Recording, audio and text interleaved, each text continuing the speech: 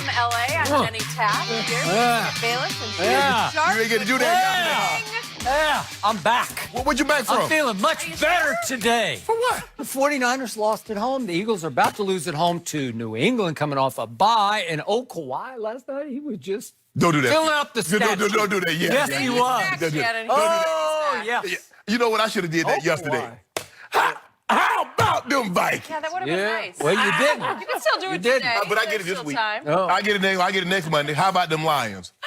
Lions. They go. Want to put a case on it right now? No, somebody is nervous. If Stafford was playing, Yeah. you could have got you a Well, case. he might play. No, I will not you- be surprised. He always wants to play against his hometown team. We have got a packed show today. Are the Cowboys' playoff hopes ruined after their home loss to the Vikings? You know, it still feels good to say. And are LeBron and the Lakers the clear title favorites? But first, we'll start with last night's Monday Night Football thriller. It was a slugfest between the Seahawks and 49ers. The Seahawks overcame an early 10-point deficit to jump ahead 21-10 in the third.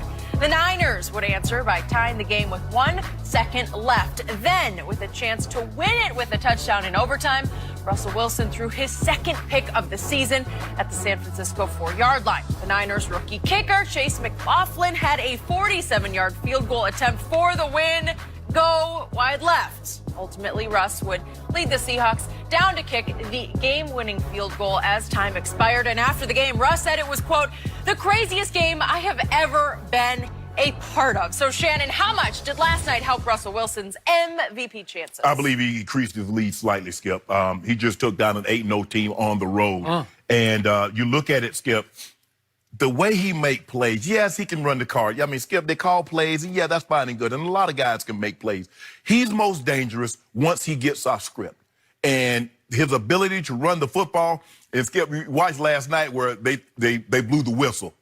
That's how close the Giants came from not winning a Super Bowl, because they could have easily blown the whistle when they had Eli Manning in the grass. And Eli Oh, so you're saying Brady deserved another one? No, I'm just saying. Oh, he got robbed of that one. Yeah. He didn't get robbed. But I'm just saying that they blew that dead, and guess what happened? Russ and his great improvisational skills bailed them out again. Skip, and the thing is, he did that the large part of the game in the second half without Lockett. His best receiver. He has a great rapport with Lockett. He did it without Lockett.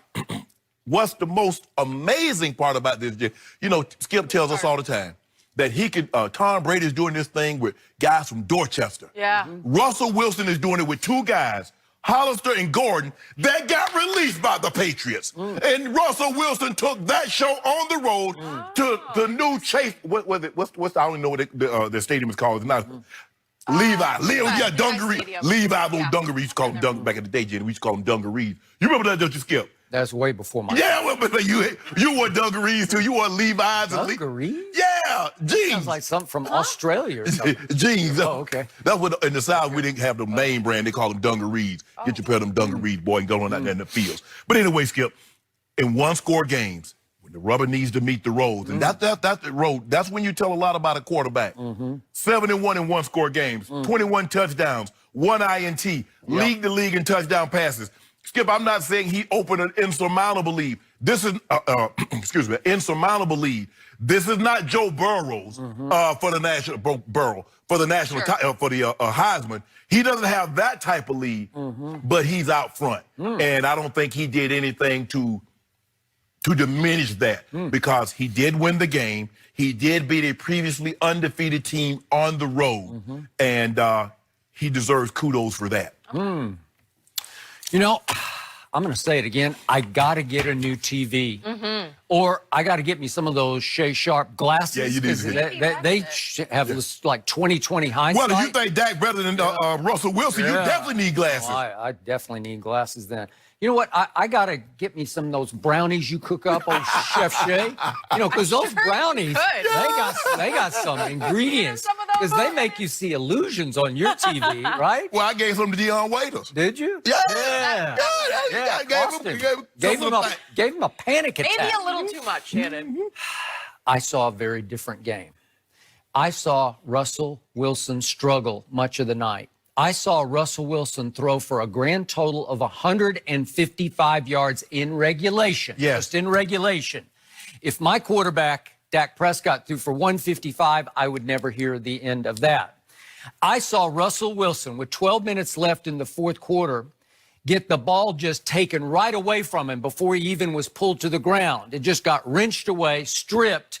His lineman had it for a second, and then all of a sudden it's loose again, scoop and score, and a 21-10 Seattle game suddenly was 21-18. So he allowed San Francisco right back in that game. Then I saw Russell Wilson on the first drive of the overtime get it all the way down to the 14-yard line and throw a completely inexcusable, awful, shocking red zone interception, an underthrow to one Jacob Hollister that was picked off and returned 47 yards that set up a 47-yard San Francisco field goal by the substitute kicker.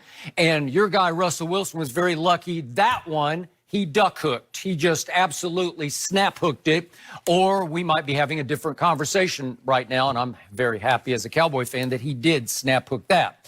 So I saw Russell Wilson have a grand total QBR of 41 last night, scale is 0 to 100, and fall down the rankings to third, just barely above an oncoming Lamar Jackson. Okay. So they're third and fourth now in QBR.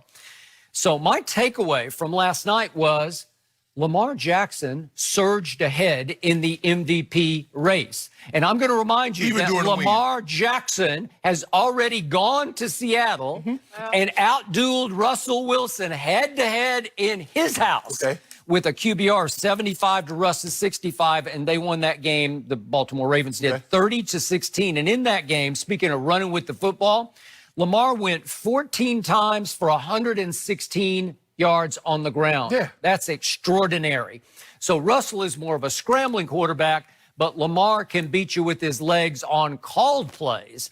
And when I add all that up, I'm sorry, I just saw Lamar outplay Tom Brady and outwit Bill Belichick in his house in Baltimore. So grand total of Lamar is pulling away to me in the MVP race. I'm sorry, I didn't see Russell Wilson do anything last night but get lucky. He was playing against a Jimmy G. You want to see that Jimmy G? Bill, if Bill's watching right now, Bill Belichick, you want that Jimmy G we saw last night being the next Tom Brady for you? Would that have been a mistake? That was all my concerns with him, is that he's a turnover machine. He is. And what happens is that when someone touches him, the ball comes out. Okay. You see, he let Seattle back into the ball game with that fumble, scoop, and score by Clowney. He threw another horrible pick. He fumbled again. It's his turnovers that will cause this team from reaching their ultimate goal. But here's the thing, Skip. Okay, you look at, both teams have 2 losses. The Ravens have lost to the Browns and the Chiefs. Seattle lost to the Saints and the Ravens. But one team went on the road, beat an 8-0 team. The other team was at home, beat an 8-0 team. Okay, fine. Now, obviously, win-loss plays a role in it. But it does come down to, this is a stat award now. This is a stat award. Look at the stats. What does the stat tell you? You tell me now, one guy has a higher completion percentage, one guy has a higher QBR, yards per attempt, and more touchdowns, fewer interceptions. I'm confused here. Really? Yes. Well, I'm confused. Russell Wilson's lost twice at home, and guess who the other loss was to? Lamar Jackson on one. He lost to Teddy Bridgewater in Teddy's first start in place of Drew Brees. You guys lost to him too, though, and right? that score was 33-14, visiting team with 3 minutes left in that game.